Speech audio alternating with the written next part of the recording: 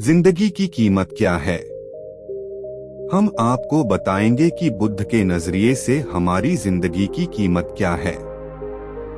हम में से बहुत से लोग अपनी जिंदगी की वैल्यू नहीं समझते और अपने जीवन को ऐसी चीजों में बर्बाद कर देते हैं जिनसे हमारा नुकसान ही होता है। कुछ लोग अपनी जिंदगी शराब के पीछे बर्बाद कर देते हैं, तो कुछ लड़कियों के चक्कर में और कुछ अपनी सारी जिंदगी पैसा पैसा करके बर्बाद कर देते हैं। आज की इस बुद्धा स्टोरी के जरिए आप जानेंगे कि हमारी जिंदगी कितनी कीमती है और हमें अपनी इस कीमती जिंदगी को किस तरह जीना चाहिए। एक बार की बात है, गौतम बुद्ध अपने शिष्यों को जिंदगी से जुड़ी अच्छी बुरी चीजों का ज्ञान दे रहे थे। सभी शिष्य उनकी बातों को बहुत ध्यान से सुन रहे थे। उन सभी में एक शिष्य ऐसा था जिसे प्रश्न पूछने की बहुत आदत थी। वो उठकर गौतम बुद्ध के पास गया और उनसे बोला, आप हमें जिंदगी के बारे में जो कुछ सिखा रहे हैं उस सब का क्या फायदा, क्योंकि हम में से बहुत से बच्चों को ये भी नहीं पता कि हमारे जीवन का मूल्य क्या है और ये जीवन हमारे लिए कितना कीमती है। पहले आप हमें ये बताइए कि इस जीवन का मूल्य क्या है। अपने शिष्य की बात सुनकर गौतम बुद्ध अपने कक्ष में गए और एक चमकता हुआ पत्थर का टुकड़ा लेकर आए। वो टुकड़ा उन्होंने अपने शिष्य को दिया और बोले, मैं तुम्हें इस जीवन का मूल्य तब बताऊंगा जब तुम इस पत्थर का सही मूल्य पता लगाकर आओगे। साथ ही ये ध्यान रखना कि तुम्हें ये पत्थर का टुकड़ा किसी को बेचना नहीं है। गौतम बुद्ध की बात मानकर वो शिष्य बाजार की तरफ चला गया।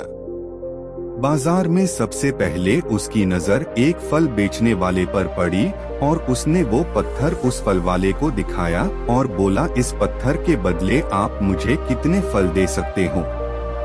फल वाला बोला, ये पत्थर कुछ खास तो नहीं है, लेकिन फिर भी इसके बदले में तुम्हें 10 केले दे सकता हूँ। वो शिष्य उस पत्थर को लेकर आगे चला गया। फिर उसे एक सब्जी वाला मिला।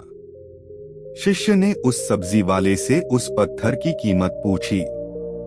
सब्जी वाले ने उस पत्थर को ध्यान से देखा और बोला, इस पत्थर की कीमत के बदले में तुम्हें ज्यादा से ज्यादा एक बोरी भरकर सब्जियां दे सकता हूँ। इसके बाद वो शिष्य उस पत्थर को लेकर एक सोने के व्यापारी के पास गया। उस पत्थर की टुकड़े की चमक देखते ही उस सुनार ने उसकी कीमत 100 सोने के सिक्के लगाई। शिष्य ने वो टुकड़ा बेचने से मना किया तो वो सुनार उसके बदले 200 सोने के सिक्के देने को भी राजी हो गया। लेकिन शिष्य ने वो पत्थर नहीं बेचा।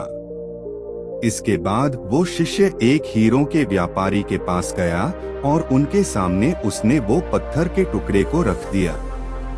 उस पत्थर को देखते ही हीरों के व्यापारी ने एक साफ कपड़ा बिछाया, उस पत्थर को उसके ऊपर रखा, फिर उसकी परिक्रमा की और हाथ जोड़कर उस पत्थर को कपड़े में लपेटते हुए वो बोला, तुम जिसे मामूली पत्थर समझकर उसकी कीमत पूछ रहे हो, असल में ये एक बेशकीमती रूबी है।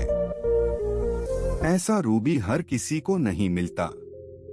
मैं अगर अपना सब कुछ बेच भी दूं तो भी इसकी कीमत नहीं चुका सकता।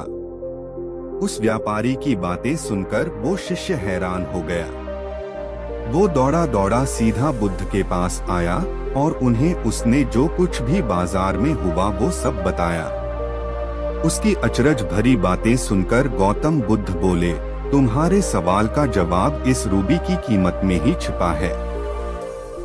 हमारा जीवन भी एक रूबी है, रूबी की तरह ये भी बेशकीमती है, लेकिन हम इस बात को हमेशा नजरअंदाज करते हैं और अपने जीवन का मूल्य नहीं समझते। हम दूसरों को देखकर और उनके जैसा जीवन जीने की कोशिश में अपने जीवन की कीमत को कम कर देते हैं। हम ये सोचते हैं कि हमारी जिंदगी की कीमत वही है जो दूसरे हमें बताते हैं, लेकिन ये बात हमेशा ध्यान रखना कि सामने वाला अपनी हैसियत, बुद्धि और अपनी समझ के हिसाब से तुम्हारी कीमत लगाता है। सीख जो हमें गौतम बुद्ध की प्रेरणादायक कहानी से मिलती है। जिंदगी सिर्फ एक बार मिलती है, इसलिए इसको बर्बाद ना करें। अपनी जिंदगी को उतना ही कीमती समझें जितना कीमती आप अपने बैंक में रखे रुपयों को समझते हैं। आज के समय में लोग अपनी जिंदगी से ज्यादा कीमती प्यार, पैसों और दिखावे से भरी चीजों को समझते हैं। प्यार के चक्कर में लोग सुसाइड कर लेते हैं, पैसों के चक्कर में ऐसा काम करने लग जाते हैं जिससे उनकी जिंदगी बर्बाद हो जाती है। नाम कमाने के चक्कर में उल्टे सीधे काम करने लग जाते हैं।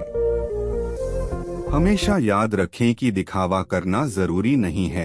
प्यार दोबारा मिल सकता है, पैसा फिर कमाया जा सकता है, लेकिन जिंदगी को फिर से पाया नहीं जा सकता। इसलिए अपनी इस बेशकीमती जिंदगी को अच्छे से जिएं, हर पल का आनंद लें।